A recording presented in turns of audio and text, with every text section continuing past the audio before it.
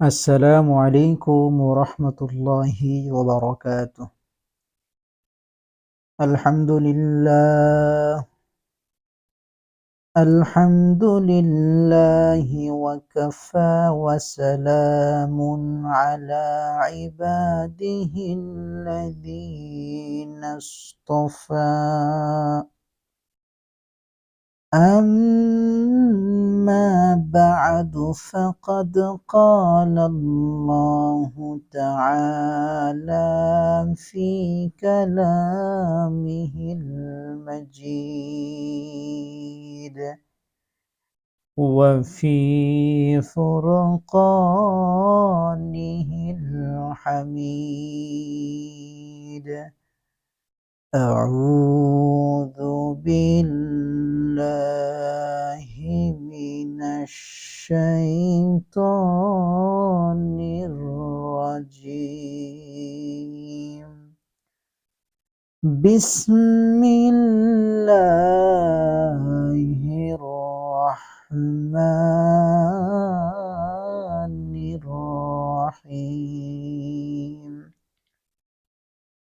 وما خلقت الجن والإنس إلا ليعبدون.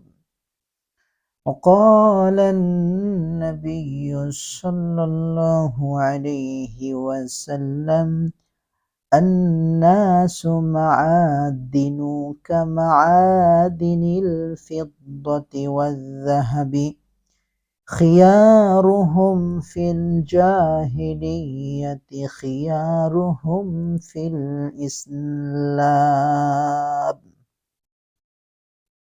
আলহামদুলিল্লাহ। আজকের এই বয়ানে আমরা আলোচনা করব মানুষ নিয়ামতের খনি। এই সম্পর্কে আজকে আমরা জানার চেষ্টা করব ইনশাআল্লাহ। মানুষ নিয়ামতের খনি। ও মুসলমান ভাইরা আমার, মহান আল্লাহ তাআলা বিশাল বড় ফজল ও করম যে তিনি আমাদের মানুষ করে সৃষ্টি করেছেন। তিনি ইচ্ছা করলে আমাদের গরু ছাগলও বানাতে পারতেন, অন্য যে কোনো প্রাণী বানানোর ক্ষমতার স্বাধীনতা তার ছিল। তা না বানিয়ে আমাদের পৃথিবীর শ্রেষ্ঠ সৃষ্টি আশরাফুল মাখলুকাত মানুষ বানিয়েছেন এবং শ্রেষ্ঠ নিয়ামত দ্বারা আমাদের সুসজ্জিত করেছেন।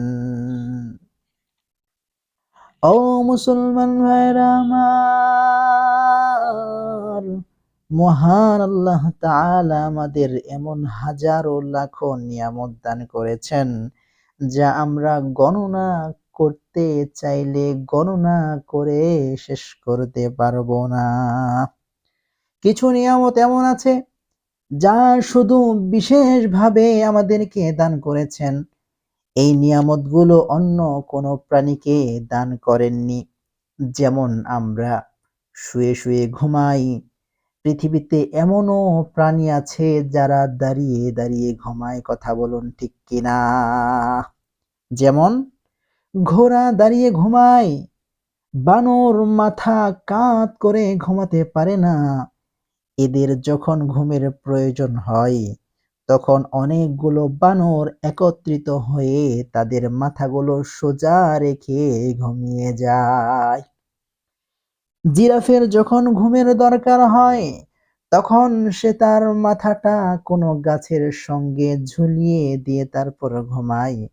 আল্লাহ তাআলা আমাদের এত সুন্দর করে বানিয়েছেন, যেমন করে বসতে চাই তেমন করে বসতে পারি, যেমন করে ঘুমাতে চাই তেমন করে ঘুমাতে পারি। জোরে বলুন সুবহানাল্লাহ।